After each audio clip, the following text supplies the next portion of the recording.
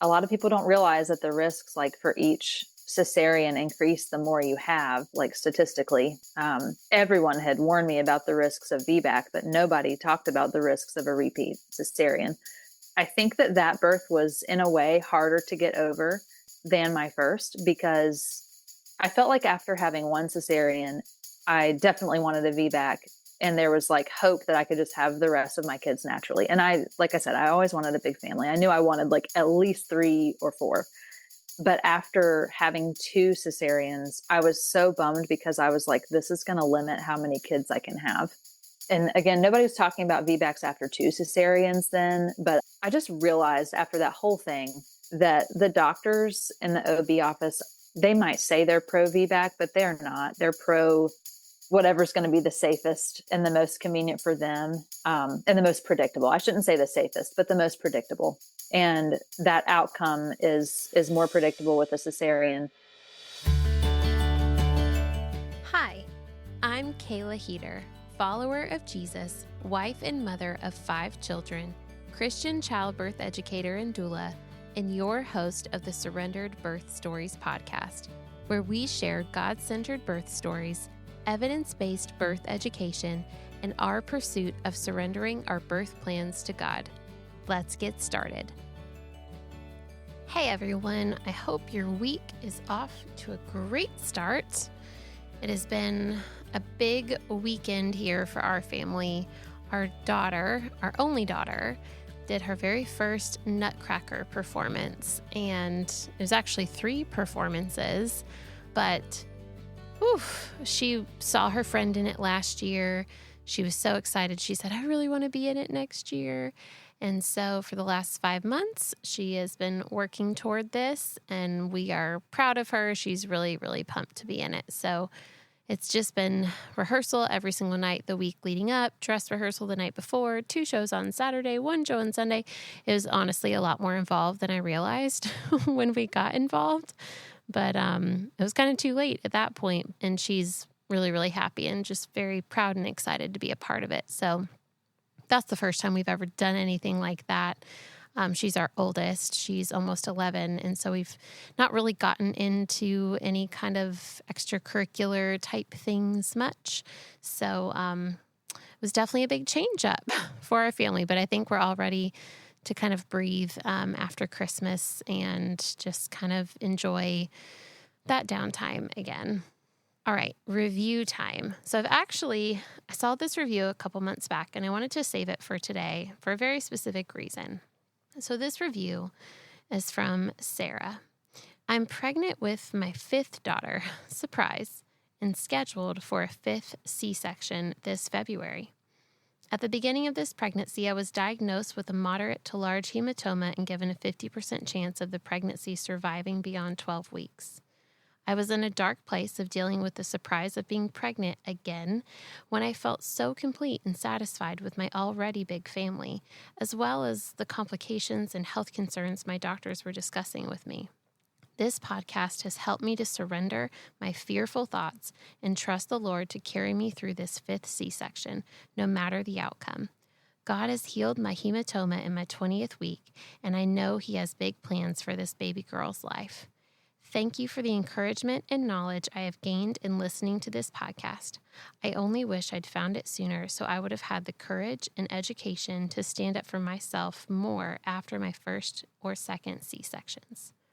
Well, Sarah, first of all, thank you so much for leaving that review. And it means so much to me that it's been so encouraging for you.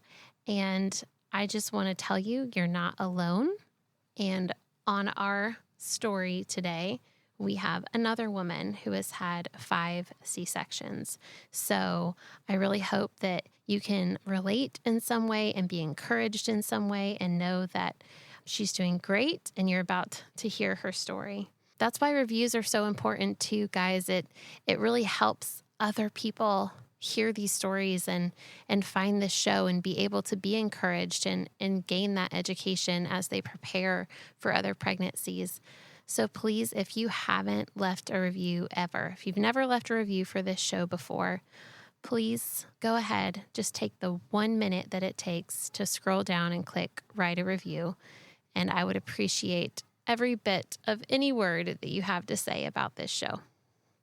All right, let's get into this week's episode. When you're planning a natural, unmedicated birth at a birth center, and then at the last minute you end up having a C-section for a breech position baby, you don't realize the lasting impact it can have on you and your future pregnancies for years to come.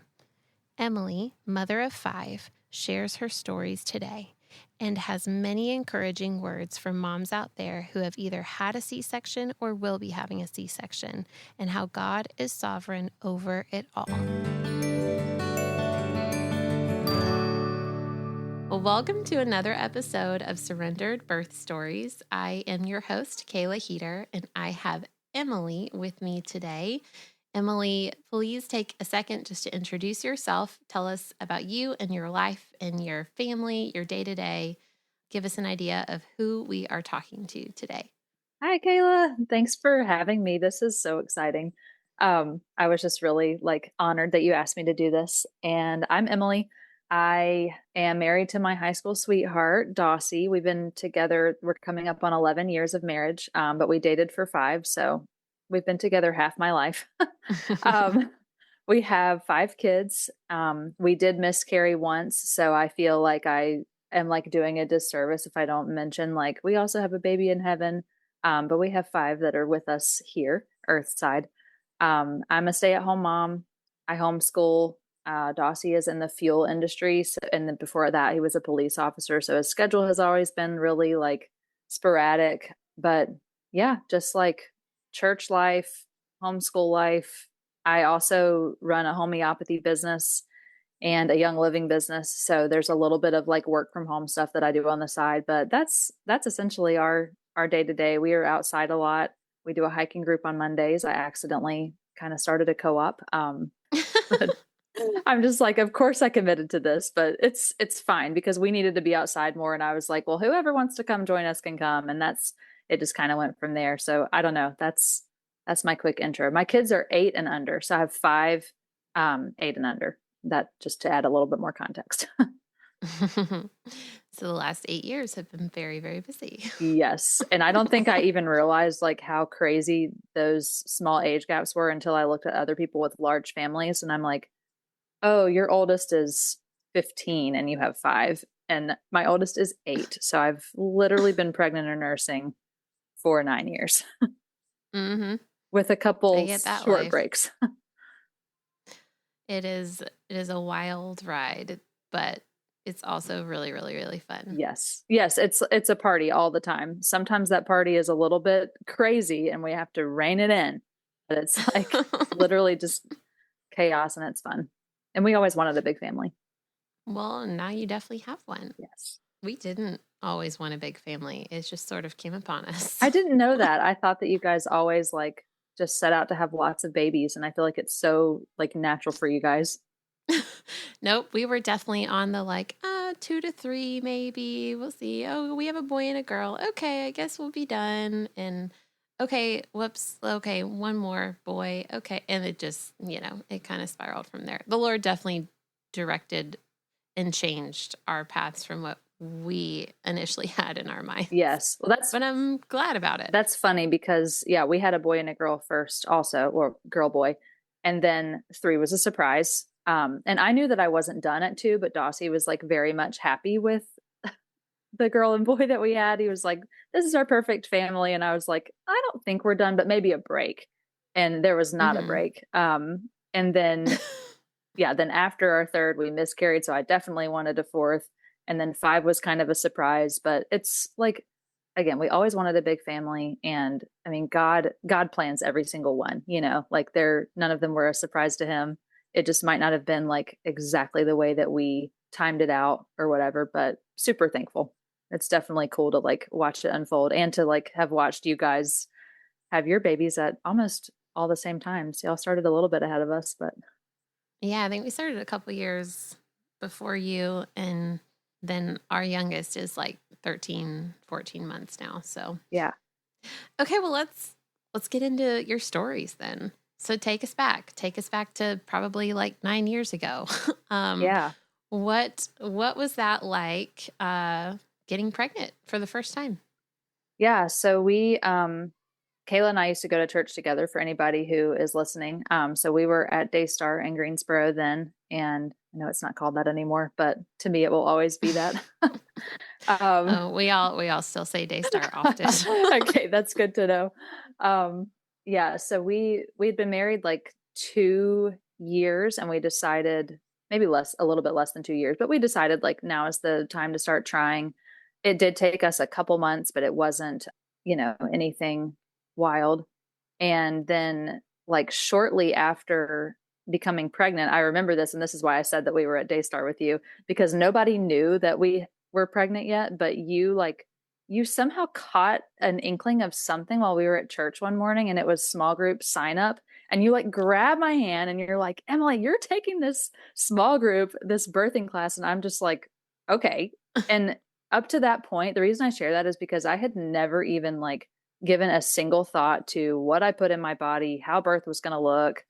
Just knew I wanted kids, knew I wanted to be pregnant, but I didn't really have any idea or concept of like all the things that go into that, how to prepare your body for baby, for pregnancy.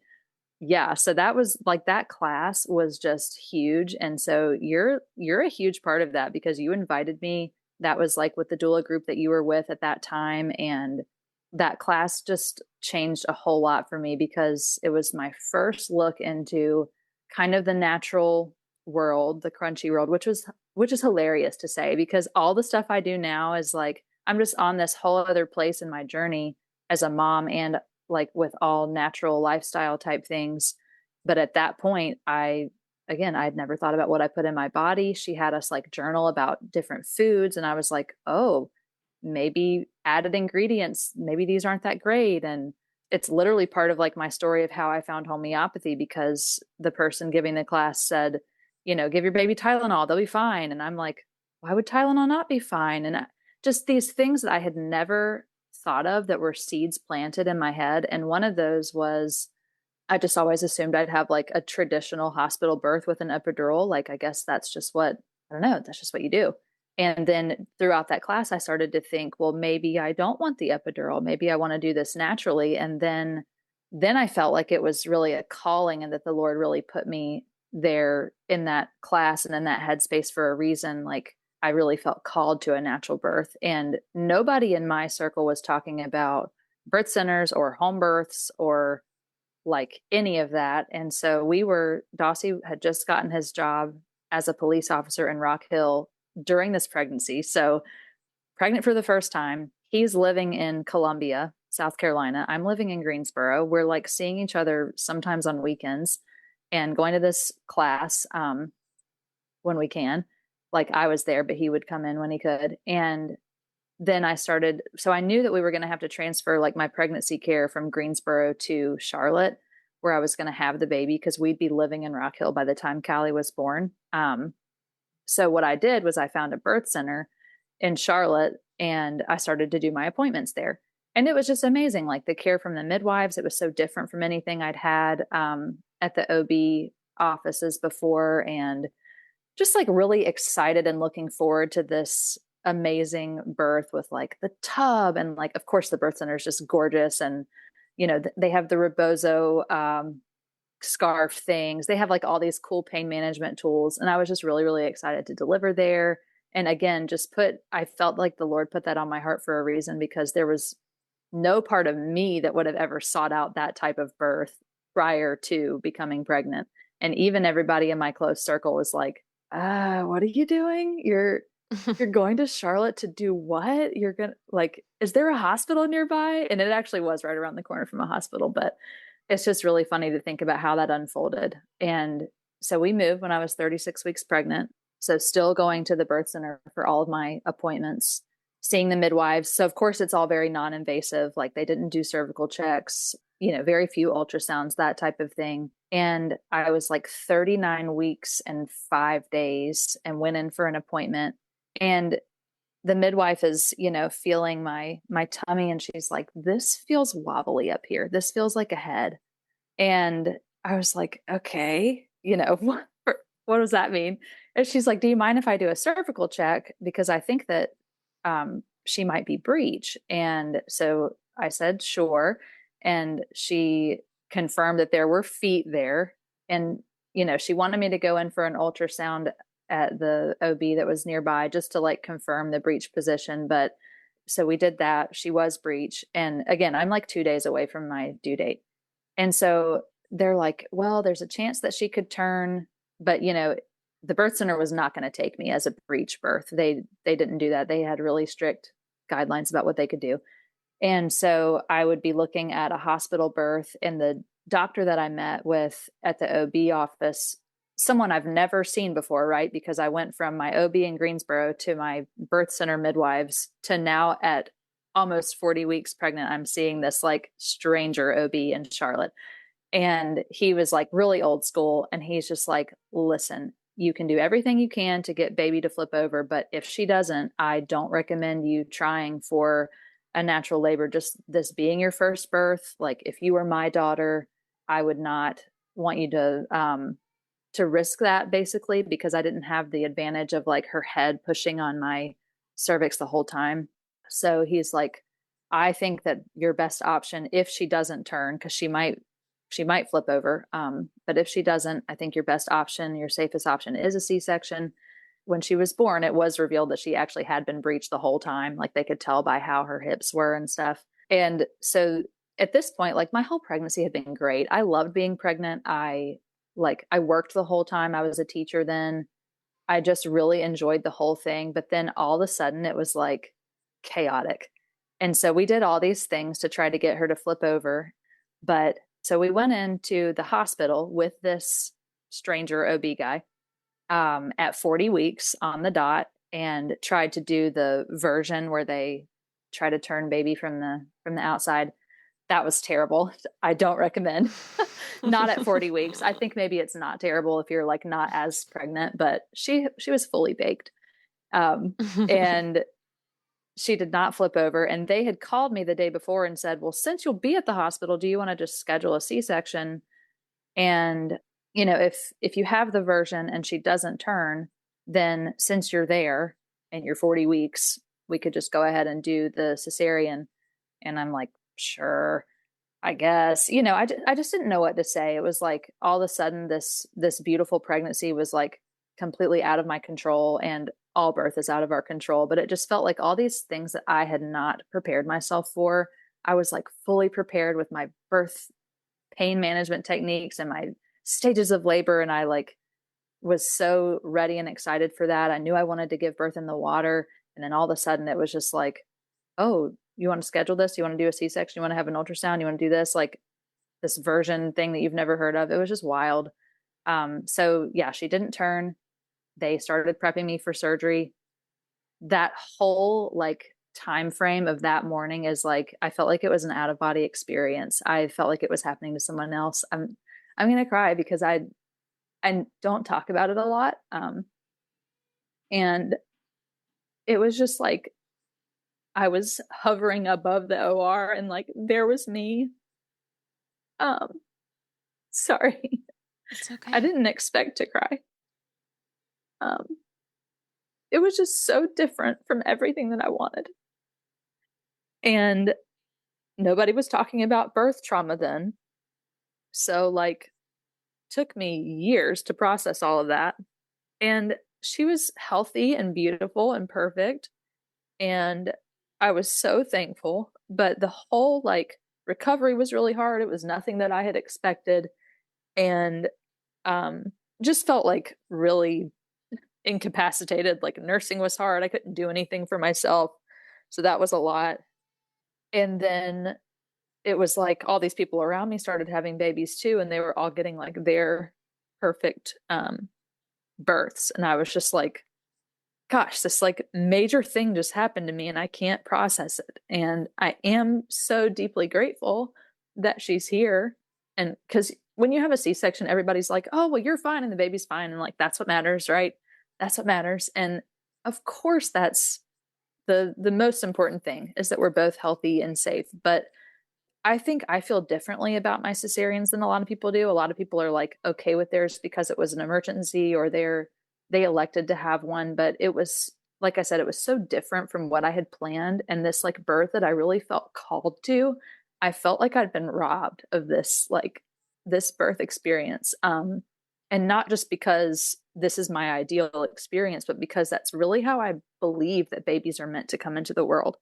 I really believe that our natural body's processes are not meant to be interrupted or suppressed. And a C section is like the exact opposite of all that. It's all the drugs. And I mean, it's surgery. You're awake during surgery. Nobody could have prepared me, but I just was so unprepared for how that was going to feel. I felt a lot. I don't know. It wasn't like I was just in this drug induced haze. It was like I was extremely aware of a lot that was happening. And there was a lot of just actual pain and pressure that was happening. So, I mean, just all these things that I was like reflecting on and trying to cope with.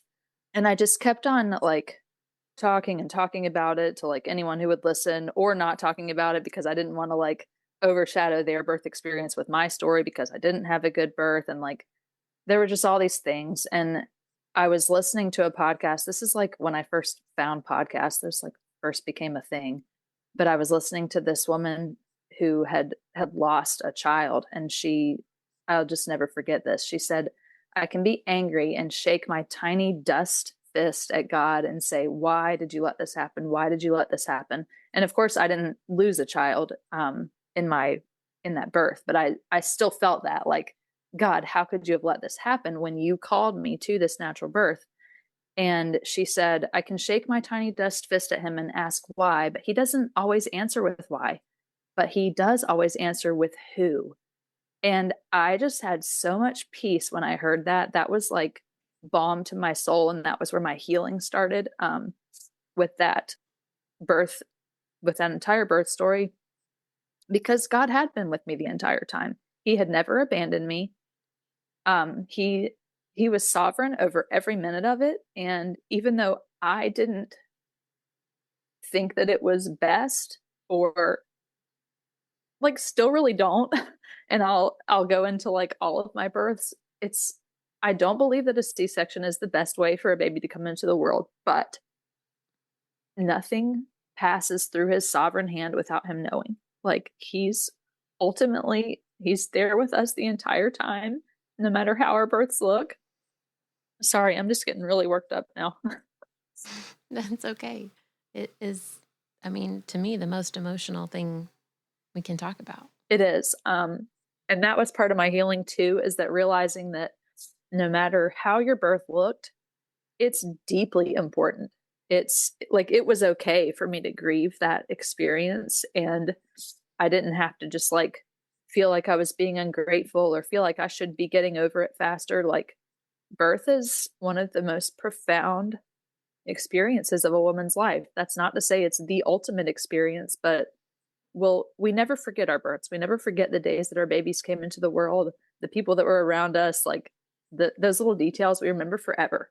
Do you feel like the experience that you had impacted your postpartum or your breastfeeding or anything like that? I definitely do. At the time, I didn't know it. I didn't think I was depressed, but I just look back on pictures and I totally was. And there was multiple factors. Like I had Pitocin right after she was born, which I didn't know that they gave me.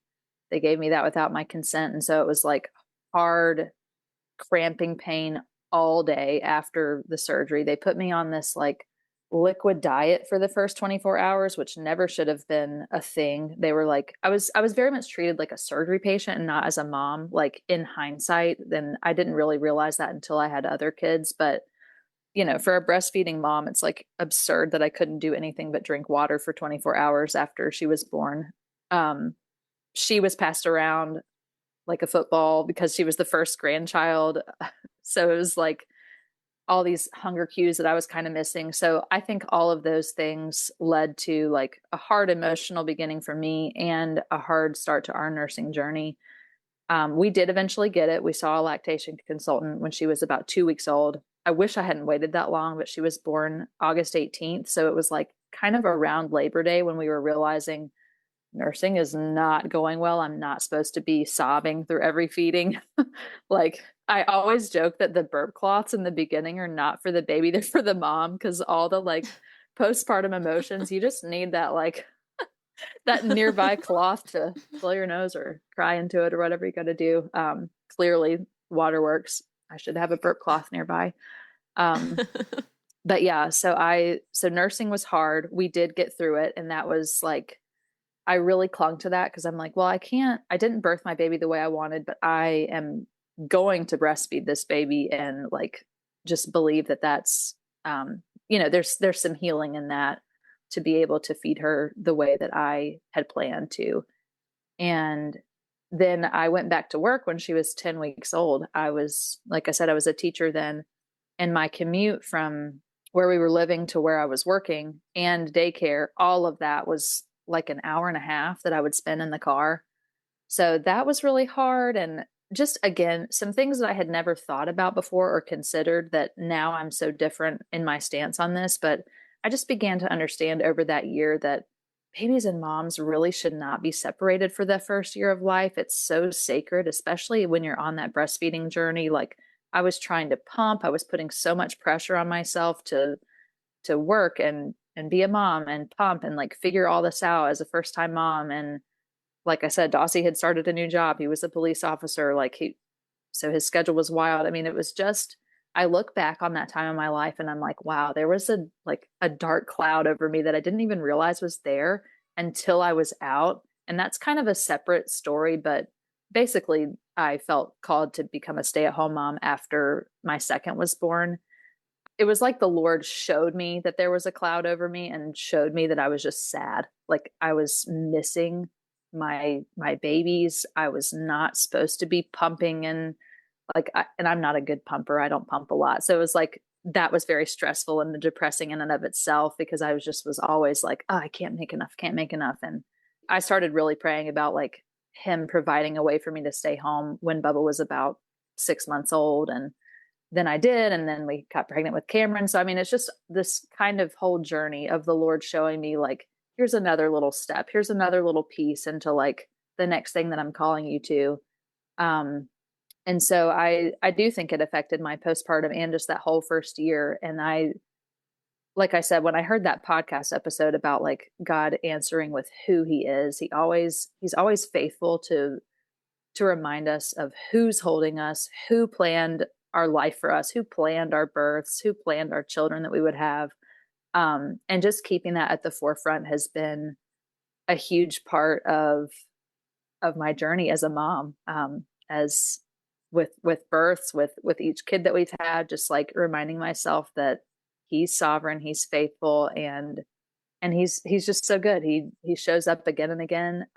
He keeps reminding us even when I'm doubtful. He just keeps on showing up and showing me his goodness and that he does care about the details. It took me a long time to talk about my births in any kind of like a public space like social media or whatever, because I just felt like it was too nuanced and nobody was going to understand. But the Lord has been really kind to show me that there's room for all different stories. Like every birth is important, no matter how your kid came into the world, you still birthed your baby, and you're not overshadowing anybody's story or taking up too much space by telling yours. Like there's room for all of us to share, and of course, like room always for him to get the glory. And ultimately that's what it's about. And that's why I just love your podcast and your mission, because it's just about that surrender. And that's the perfect way to describe birth, because however your baby comes into the world, it requires complete surrender, and you're just trusting in the one who holds you and who knits life together. So that's that's baby number one. Like I could just keep listening to you talk about this all day. Well, it could take me all day, Kayla. I have 5 kids. Well, I get that for sure. Well, then take us to baby number 2. Take us to how he came about, and how were you going about planning birth the second time, knowing that you had a cesarean the first time? Yeah. So our story of becoming pregnant with Bubba is hilarious. Sorry, we call him Bubba because his name is Dossie. He's the fourth. He's Dossie the fourth, but we call him Bubba. And then it just stuck because Callie was little, and that's what she could say. Callie's my oldest. I don't know if I have said like kids' names, but anyway, when Callie was like 15 months old, we just were like, wow, parenthood is great. Like Callie was an easy baby. She just was an angel. She was amazing. And even though I felt like I was in this kind of dark cloud, like we don't know what we have when we have our first baby. We don't know if they're an easy or a hard baby because they're our first. And then we were like, wow, we're such great parents. Let's do it again. She needs a sibling. She's 15 months old. And so we tried and got pregnant right away that time. And so he was born when she was 23 months old. And again, hilarious because at 23 months, I just thought that she was basically ready to get her driver's license. I just thought she was so advanced. And I look back at pictures, I'm like, gosh, she was a baby. But yeah, I was planning a VBAC with him. I had been told all along, even in the hospital, having just had Callie, I was told, we know this wasn't your birth plan, but you're a great candidate for a VBAC. Everyone said it to me constantly. You're a great candidate for a VBAC because I never labored, I never pushed, I never all the things that I was sad about never experiencing. They were saying like the only reason for your cesarean was that she was breech. So that makes you a great candidate for a VBAC because there is no reason health wise or anything else that you should have to have cesareans. So planning this VBAC, another great pregnancy. I I looked the best when I was pregnant with Bubba. I don't know. I was probably not feeding myself enough, but I look back at pictures and I'm like, okay. We had maternity pictures taken then. But yeah, great pregnancy. And I'm trying to think how pregnant I was. I think I was like 37 weeks, and it's like, okay, things are becoming chaotic again. They said that I was measuring small. And I remember thinking, well, I was measuring fine last week and he didn't shrink. So how this week am I measuring small? And measurements are subjective. I mean, one person can come in and then the next person who measures you can say something totally different. But they were starting to kind of talk about the placenta may be aging and he may be not getting enough nutrients. They were starting to talk about like intrauterine growth restriction, which I don't think that makes sense because I'm pretty sure that's for like an overdue baby. And I was like 37 weeks. But anyway, they were just using all these kind of scary terms. And they said that he was not growing as he should. And so I'd have another C-section. They just like told me this. And I started sobbing because all this time, I mean, you have to really go in like a lion when you're preparing for a VBAC. And so all this time I'm like working on my mindset to like do this and to labor and really make this thing happen. Then they just like announced to me that it's going to be a C-section. And I'm like, what? And so then Dossie came to a few appointments with me, trying to figure out what's really going on. And I had prodromal labor with him for forever. So there was also like this trick. It felt like my body was playing tricks on me because I would have contractions steadily. I lost my mucus plug. I had like some pink spotting and things like that. Like it just seemed like everything was a go for this VBAC. And yet they were telling me, well, something might be wrong. But I knew in my spirit that he was okay. But I still complied with the non-stress tests and everything that they wanted to do. He looked beautiful on all the tests. And again, it's part of my journey because now I'm a much different type of mom. I feel like I've found like my mama bear voice, and I never would have put up with any of that because I just, if I'm fine and baby's fine, can we wait? Why do we have to do all this? But at the time, I was just worried, and you're anxious at the end of pregnancy. You just want everything to be okay. You want your baby to be okay.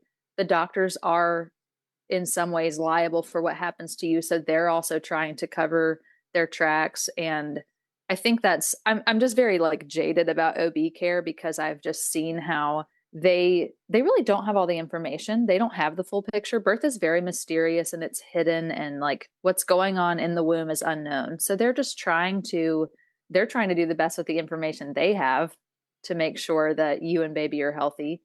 But so I went to an appointment with Dossie, and he was like kind of strong arming the doctors, like, why are you telling her that he's not growing? we don't understand how this is possible. And I'll just never forget this because it was so manipulative. They said, well, we can't really be sure, but if she goes into labor by 39 weeks, then you'll have your VBAC and we'll let you try. Let me, like, okay. Anyway. Oh, the language. Yeah, I know. I just love it.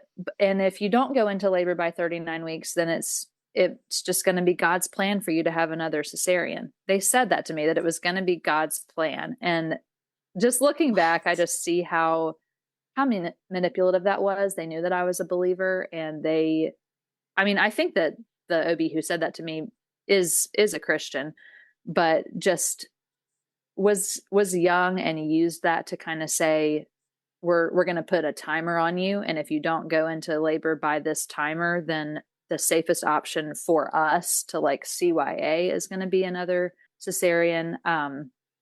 Nobody told me about the risks of a repeat cesarean, so I did not go into labor by 39 weeks. I was so bummed. We went to the hospital for our like scheduled C-section. He was the only one that was scheduled, by the way, which is funny. I've never had an emergency cesarean, but his was the only one that was actually on the calendar. But like I didn't know about the risks. Right before surgery, the doctor who was going to do the cesarean said, and we could tear into your bladder and you could be on a colostomy bag for a little while, or maybe forever. We just don't know, like, because of the scar tissue. So you can go ahead and sign this consent form. And I'm like horrified. I mean, just wild. And I laugh at that kind of ironically, because it really was not funny at all. Like, I've gotten some bad information from OBs. And so that's just led to me having this kind of like, I hate to say it, but a jaded, like, critical perspective. Well, they come from our experiences. And if that's been your experience, then like, what else would you think of them? Well, and they are surgeons. So surgeons will elect to do surgery if they can, because it's right. easy for them. It's convenient. They're good at it. That's what they were trained in. Yes. And in the field they went into. Yeah. Yeah. I was already so like bummed that this was happening. And now I was also even more scared. And a lot of people don't realize that the risks, like, for each cesarean increase the more you have, like, statistically. Everyone had warned me about the risks of VBAC, but nobody talked about the risks of a repeat cesarean. But he was born, and he was healthy and beautiful. And I think that birth was in a way harder to get over than my first, because I felt like after having one cesarean, I definitely wanted a VBAC. And there was like hope that I could just have the rest of my kids naturally. And like I said, I always wanted a big family. I knew I wanted like at least 3 or 4. But after having 2 cesareans, I was so bummed, because I was like, this is going to limit how many kids I can have. And again, nobody was talking about VBACs after 2 cesareans then, but I just realized after that whole thing that the doctors in the OB office, they might say they're pro VBAC, but they're not. They're pro whatever's going to be the safest and the most convenient for them, and the most predictable. I shouldn't say the safest, but the most predictable. And that outcome is more predictable with a cesarean. And so after 2, it really gets difficult. Like, the whole time I thought that I was being supported by my providers to have this VBAC experience. But then I realized at the end, with all this kind of talk about his growth and things like that, I realized that they were not pro anything that I wanted. They were just pro like predictability and liability.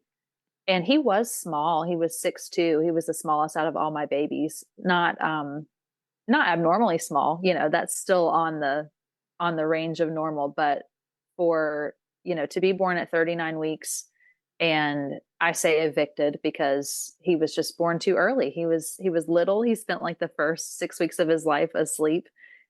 He ate a lot, but he was really, really sleepy. And so one of the decisions that I made after that was like, I'm never going to let them tell me again that I have an expiration date of 39 weeks. Like, my babies are going to come when they come, even if I have to have cesareans in the future.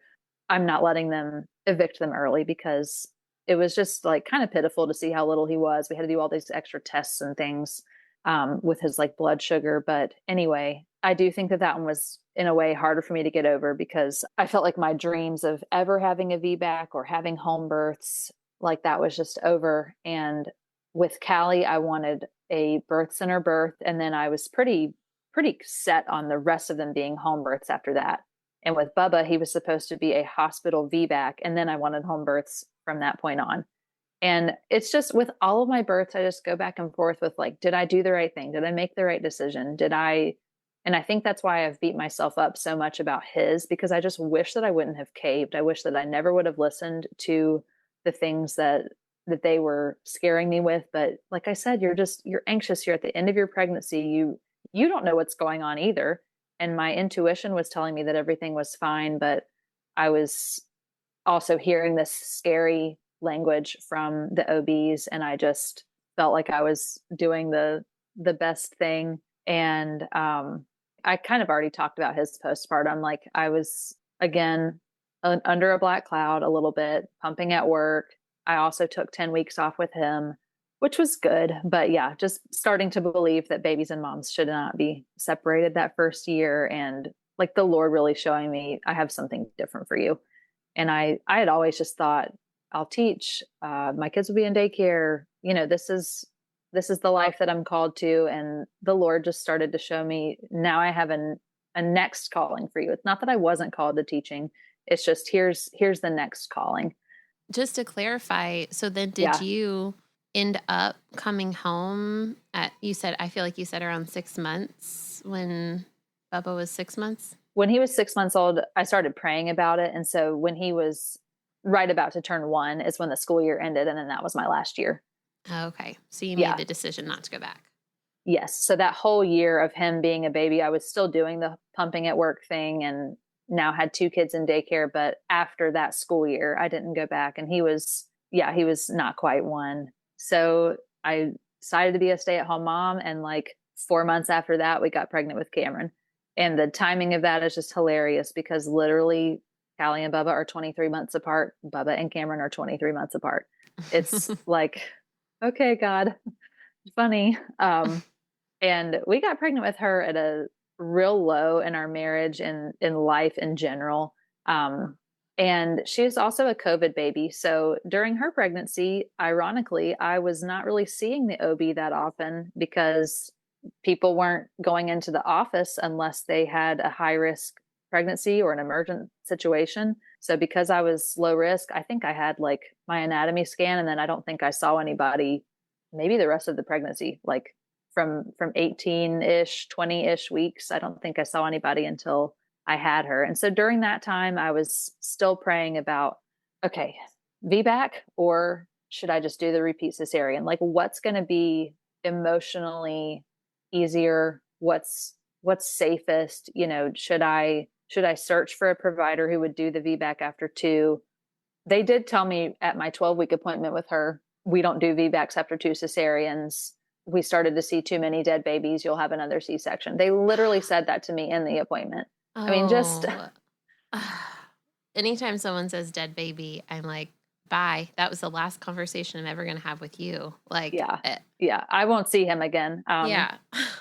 I don't want this to turn into like here's Emily bashing every OB she's ever seen podcast. But all these details, like I said, they all like are pieces of my journey that I'm on and like have led me to where I am now. Just my opinions about a lot of things, and my stances. So they told me at that practice, it will be another cesarean. And I, all along, just feeling like these decisions were made for me. Like that's another big part of my story is just whatever birth you have, I desire for people to feel like they had autonomy and they had not that we're in control, because again, it's all about surrender and it's the Lord's, the Lord is the one that's holding us, but our voice is still important and we still get like agency in our story. We don't just, we're not just like victims that are acted upon in birth. And there's unfortunately just way too much of that goes on. So yeah, all through Cameron's pregnancy, I was praying about VBAC or cesarean, and a VBAC would have required me to find a provider who would do that. And there were like some laws, I think, that scared me about it, like as far as like South Carolina law, because I had considered a VBAC at home with her. But again, this was COVID, so a lot of things were really weird. And in the end, I just decided that what was going to bring me the most peace was to do another cesarean. And I said, I'm never going in that soon again. And then at 39 weeks, my water broke, like big gush. So I went to the hospital. It was like a little bit of that drama that we had missed out on the first two times. We had drama, but it wasn't like the you're in labor drama.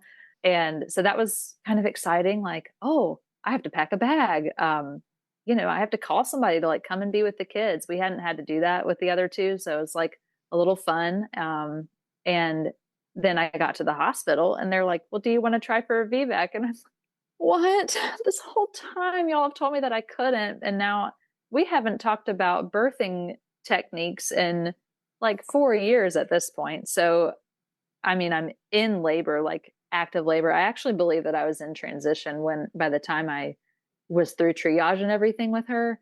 And I was just like, no, I don't think I want to. And so then I've regretted that. Like, did I make the right decision to just do the cesarean instead of trying for a VBAC at that point? But I felt, that I was unprepared for a VBAC, and that scenario was just not anything that I had predicted either.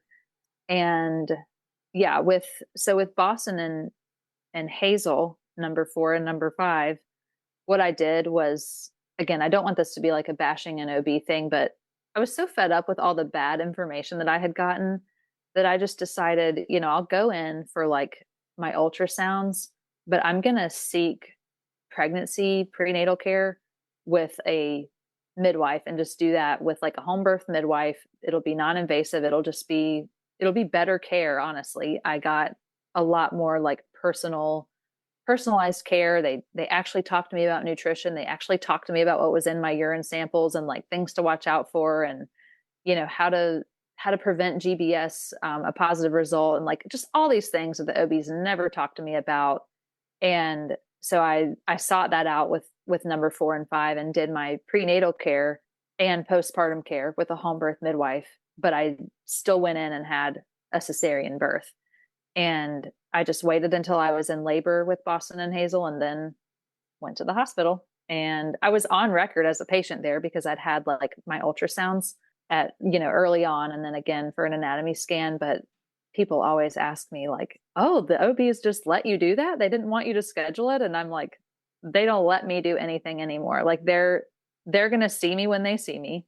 And with Cameron, nobody called me for 4 or 5 months because it was COVID. So nobody checks on you. Like if you're not taking charge of your health in general, your birth, your plan, if you're not having a voice in that, then the decision is going to kind of be made for you because they're not checking in going, hey, are we still on track with your birth plan? They're busy. And first of all, they see hundreds and hundreds of patients and they stay awake for like 3 days straight. And it's just a whole different world than like the home birth world. And so you are in a way a number. And yeah, I just felt like the best thing for me to do was to have the cesareans because I wasn't comfortable having babies at home after that many C-sections, but that I could still have some agency and autonomy by doing my prenatal care with a provider that I was more comfortable with, which was a home birth midwife. So you waited with your 4th and 5th babies until you were in labor, and that was the plan from the beginning. We'll wait till we're in labor, and then we'll go in for the cesarean. Did you then also have your postpartum care with your home birth midwives? So this is just funny because my midwife this time around was like joking with me about my 6-week appointment. And I said, oh yeah, I canceled that. I know that doesn't surprise you. And she's like, no, it doesn't surprise me that you canceled that because there's just no reason for me to go to the OB at 6 weeks for them to ask me what kind of birth control I'd like to be on. And like to tell me that I can have sex now. It's so impersonal. And what I got with my postpartum care from the midwife was like, she would come to my house every couple days. She did multiple weight checks with the babies. She, just checked on like, okay, how are you doing emotionally? We would talk for 45 minutes. And it was just so opposite of of any 6 week appointment or otherwise that I had had with the OBs. And it's also just, women need a lot more care than that. Like this 6 week window where it's a crucial time, you're learning to feed your baby, you're recovering from birth, and then we don't see women for 6 weeks. But what I got with the home birth midwives was, the multiple checks and kind of that constant support, even, instead of, hey, we'll see you 6 weeks from now and hopefully you are doing fine. It was like just so much more supportive and really like I desire for every woman to experience that. It was incredible. So there's been like redeeming pieces, even though I still don't feel like my births were ideal by any means, but definitely like he's not only always good, he's also always kind. And there were just so many kindnesses that he showed me in all of that. And yeah, my postpartum midwife care was definitely one of those. I love that for you. And I love that you took that into your hands, that you knew that even though your home birth midwife couldn't perform the surgery for you, she could keep you up until that point and take you as soon as you were done. Like, Yeah. that's really wonderful, and probably not a thing that most people think about, and not a thing that most people would like line up for themselves. So I love that. I love that you do that. And I love that now other people will know that that's possible and that's an option. Yeah. I don't think that it's not presented as an option, but you can, I just desire for people to know that they can make their own path, like find something that works for you. And I knew that I wasn't going to be able to have a home birth, but the truth is that, again, OBs are surgeons. They should be involved as little as possible until absolutely necessary. So for my fourth and fifth babies, I only involved them when necessary. And I was able to do the rest because I am low risk and I have healthy pregnancies. I was able to do the rest with a midwife, which is, again, that's the kicker. Like a lot of people feel differently about their cesareans because there's a medical reason or something with them or the baby that has put them on a path to a cesarean. But for me, it was just that I'd had too many. I'd had too many other C-sections. So unfortunately, like it's been so hard for me to process and let go of, because there was no illness or otherwise, there was no condition that was putting me on this path. It was just the fact that I'd had too many cesareans. So Were any of your cesareans, probably not the first few, quote unquote, gentle cesareans? Or do you want to explain what that term is, and maybe that is an option sometimes for some people as well who know ahead of time that they are going to have a C-section? yeah, so I did not know what this was when I had Callie, my first, and of course, what I went through with her was not a gentle cesarean. I didn't say these details when I was telling her story, but when she was born, they immediately like took her, and Dossie had her in a recovery area. Like she was completely separate from me. I like saw her above the curtain when she was born, and then I didn't see her again for almost an hour, I think. They were still closing me up. They wheeled me to this recovery area, and it was literally like I was handed a stranger. Like I love babies, so I'll hold a stranger's newborn anytime, but it was just like not that bond that you get when you're immediately able to hold your baby and nurse your baby. And I was in this like weird recovery area and, not able to nurse her right then because I had just been stitched up and all these things. And then I already shared about the Pitocin and things like that. But with Bubba, I was at a completely different hospital. So Bubba and all of the rest were born at a different hospital. And what they do anyway is more gentle. This is just like their standard practice is to delay the cord clamping. Sometimes with the gentle cesarean, they will, like the whole idea of a gentle cesarean is to make it as close to that bonding moment for mom and baby as possible. Even though you are in an OR and it is surgery, it's gentle just means like we're going to put as many of these practices in place as we can to make sure that bond between mom and baby stays together. So one of the, like sometimes they'll do a clear curtain so that you can see baby come out. I have zero interest in ever doing that. It freaks me out so bad. But as soon as they were born, they like got wrapped up and then they were just placed right here like Dossie would just kind of hold the baby, up by my face so we could like snuggle, and, baby can smell me and I can look at them, and just that bonding starts immediately. That oxytocin is flowing, and it's like, finally, you've waited 9 months to meet your baby, and here they are, instead of being separated for an hour or longer. I know some people go longer than that, and that's just devastating.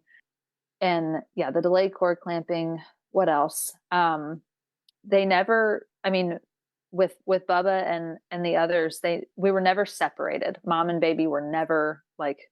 He was with me the whole time. Dossie like stayed with me while we went back to I was wheeled back into the room where I would recover. Baby stayed in the room with us recovering. Like, they never take them out of the room to do any tests or baths or anything like that. So all that was kind of part of it. I'm trying to think if I'm leaving anything out. One time I did request for them to also um, let us keep the placenta. Not let us. I can have it if I want it. It's mine. I One time I requested that. That was with Cameron. So just like different ways that did make it a little bit more birthy. I guess that's the way to say it.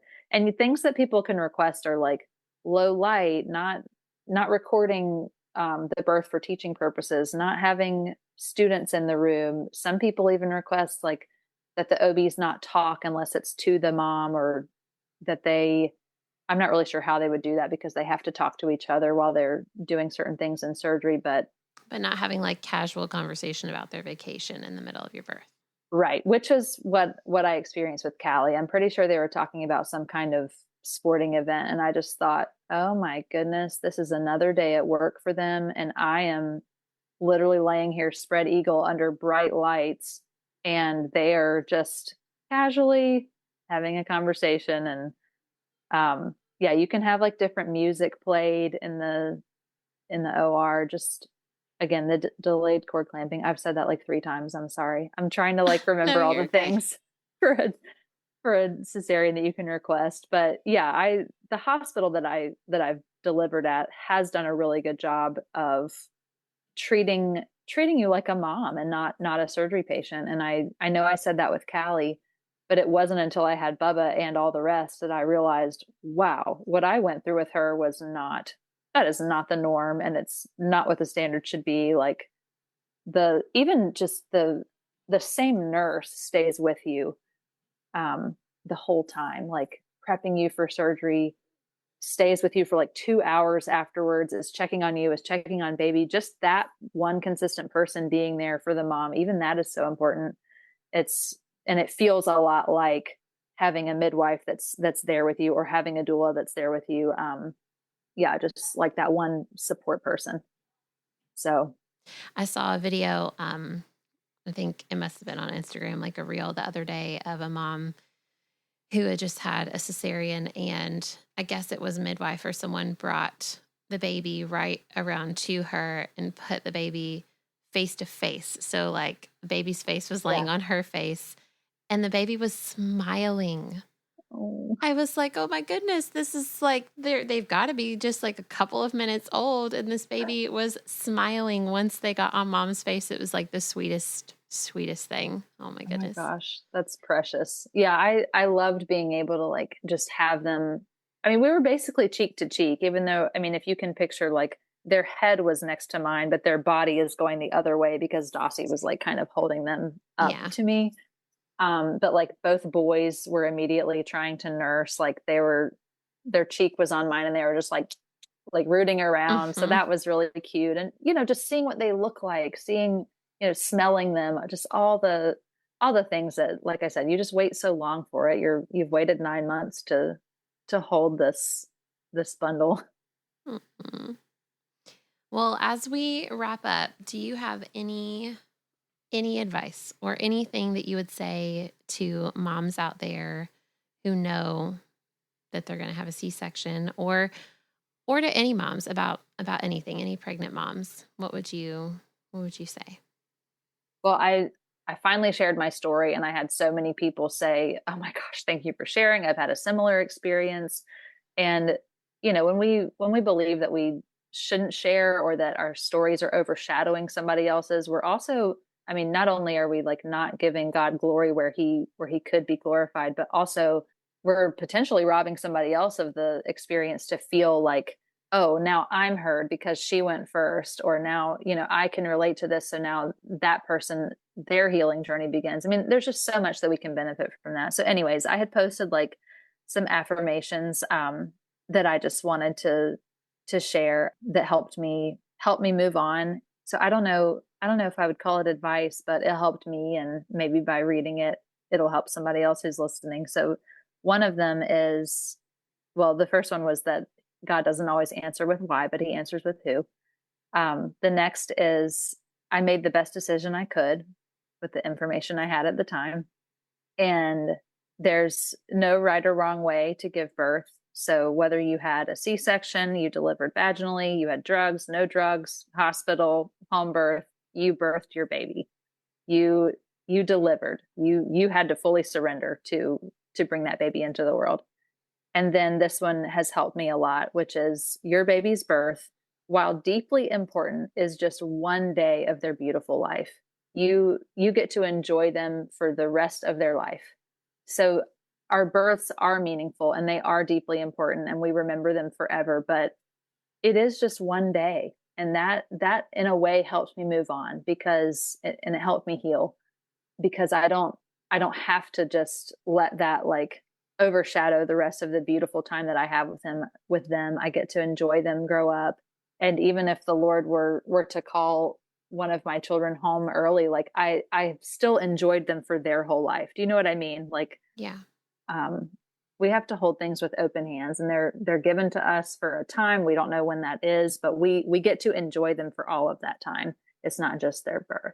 But I do love birth, and I want people to feel heard and taken care of during their births. And again, I just love like your mission with this podcast and with having people on here to share their stories, because it's important and we can learn so much from each other. We really can. Well, thank you. Thank you for coming and sharing your story. I'm super grateful. I've known bits and pieces of it over the years, but never the full thing. So this has been great for me too. Yeah, thanks so much for having me. And it's funny too, because I remember after Bubba was born, for some reason, when he was like 2 weeks old, we were at Daystar, like my brother was getting baptized. But I say for some reason because traveling 2 weeks postpartum is something I would never do now. But at 2 kids, I was like, oh, totally, we can go to that. But anyway, I just remember seeing you there and you were like, oh, did you have a VBAC this time? And I was like, no. And you're like, well, you could have done it. You would have done great. Like, I just remember you encouraging me, like even in that small moment, like you've been like a face and an encouragement for me more than you realize over the years. So I just wanted to say thank you.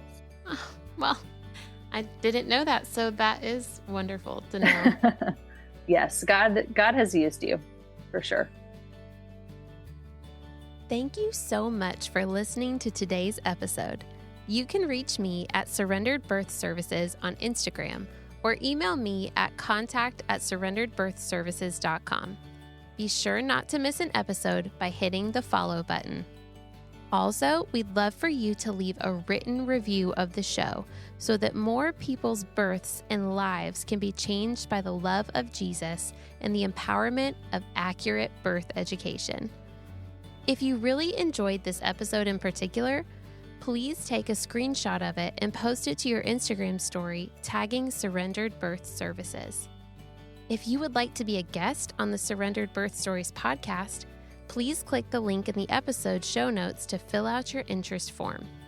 Also, if you're interested in taking my childbirth classes, birth consultations, or having me as your birth doula, please click on the link in the show notes to take you to my website for online and in-person options.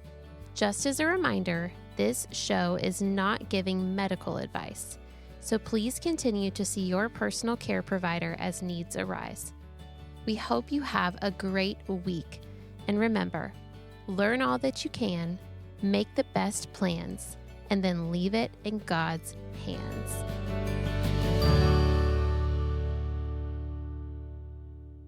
Yep, I just shoved leftover meatballs in my mouth. It was really good. Oh, wait, hold on. Wait just a second. Now we're recording. Sorry about that. Okay.